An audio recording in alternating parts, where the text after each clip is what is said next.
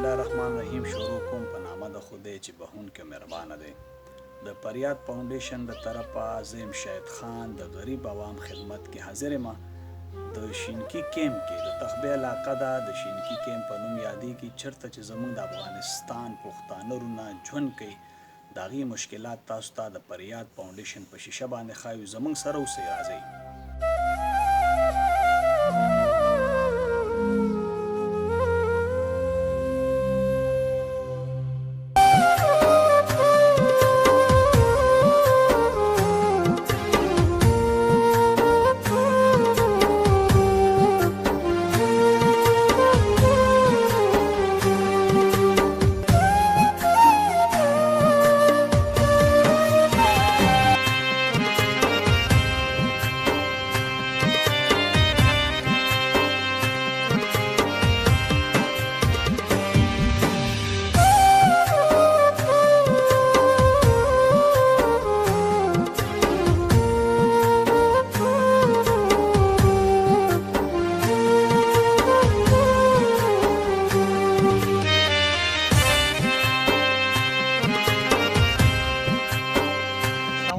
وعلیکم السلام. روزان نامه دې سره؟ نامه مې عبدالصمد. د لاک ډاون چې لګېدلی دی، تاسو په افغانستان کې ژوند کوئ، نو ستاسو ژوند څنګه دی؟ یاره ورور جانه زموږ ژوند خو داسې دی، وروسته داسې څوک نه دي راغلي چې یاره زموږ تپوس یې کړی او ګرځو نه مسافر خلک یو، نو دا موږ یو خوا بل خوا لکه داسې ځایونه راته معلوم نه دي چې موږ ورته فریاد وکړو. نو دا نن تاسو راغلي یاست، نو ستاسو سره لکه دا بعضې خبرې مو لکه شیر کړي.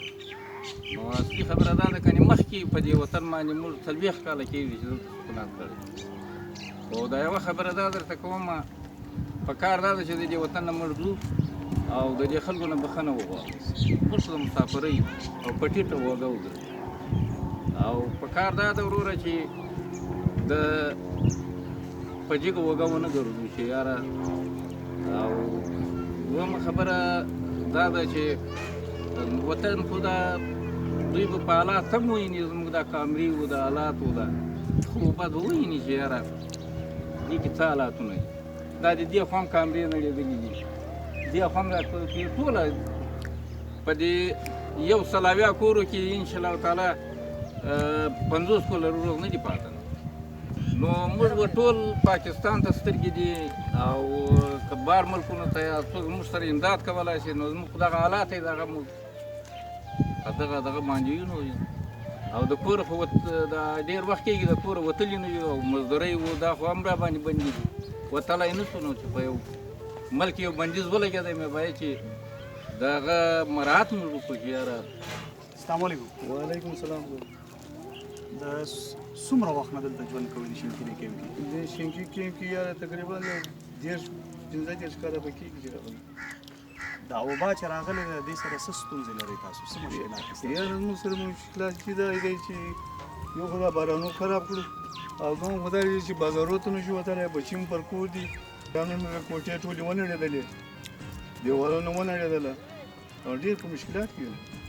د خوراک څښاک هم څه پروګرام دی؟ خوراک دغسې ماښام یو دړۍ وړه راوړو، دلته یو پاخه کور د دوکان کې بازار ته نه شو وتلی، بازارونه بند دي، د هیرو تلای نه شو، بیماریان راغلي دي، دغه وجې نه شو وتلی. السلام علیکم. وعلیکم السلام. روح جانه څه ستونزې لرئ؟ هر سره باندې بند دي، لارې ګودرې بندې دي، بازارونه بند دي. وروره بس هر څه ریټونه چې کوم دي مخکې چې کوم شی په 500 اوس په 1000 دی، چې کوم شی په 1000 اوس په 2000. او ګراني ډېره ده. السلام علیکم. وعلیکم السلام ورحمت الله وبرکاته. کاکا د څومره وخت نه د شینکي کیمپ کې ژوند کوئ؟ یاره تقریبا 22 کاله کېږي. دا لاک ډاون چې لګېدلی دی د دې وبا په حواله کې، تاسو څه مشکل لرئ؟ مشکل خو زموږ دا دی، موږ غریب خلک یو، نو موږ سودا د ورځې خرڅوو، ماښام خپل بچو ته یې ورځې راوړو، سودا را باندې ودرېده، نو ساریان یو، نو بلا مجبوري نور نه جوړېږي. ټولې مشکلاتونه دي، مهنګایي ده، یو توره وړه 1200 ته ورسېده، وروره مزدوري را باندې ودرېده، نو د اسمانه خو نه رالېږي، نو چې لاس ونه خوري خوله خو نه خوځي. نه موږ ته رسنۍ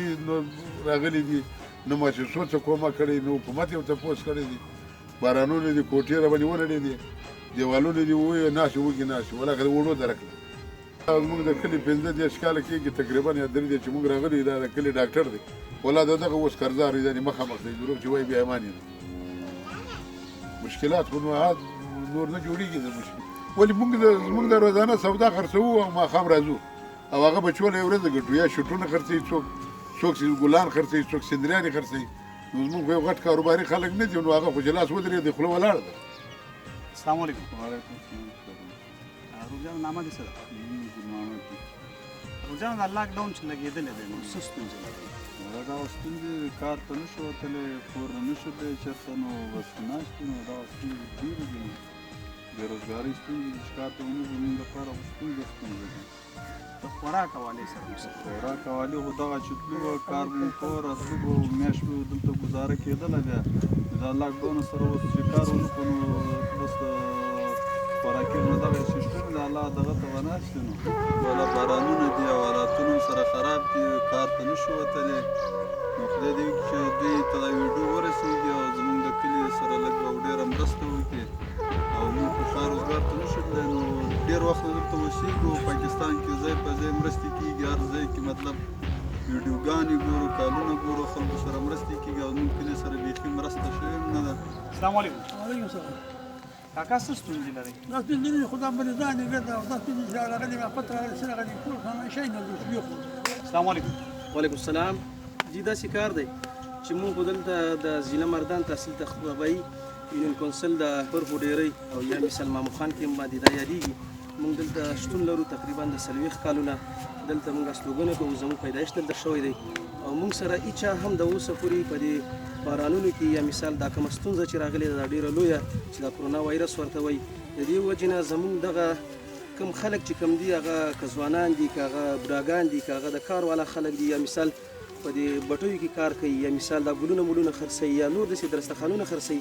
یو قسم چې کوم دی هغه د کور نه بهر نو شي وتلی د دې په خاطر باندې چې بازارونه بند دي مارکیټونه بند دي کارونه ټول مکمل بند دي او بټۍ هم بند دي د دې په خاطر باندې چې یاره دوی هېڅکله هم مثال دغه کار د څوک آمادګي نشي نیولی نو په دې وجه باندې د سرکار د طرف نه بند دي داسې هم خلک یېرېږي بند دي نو موږ سره هېچا نه د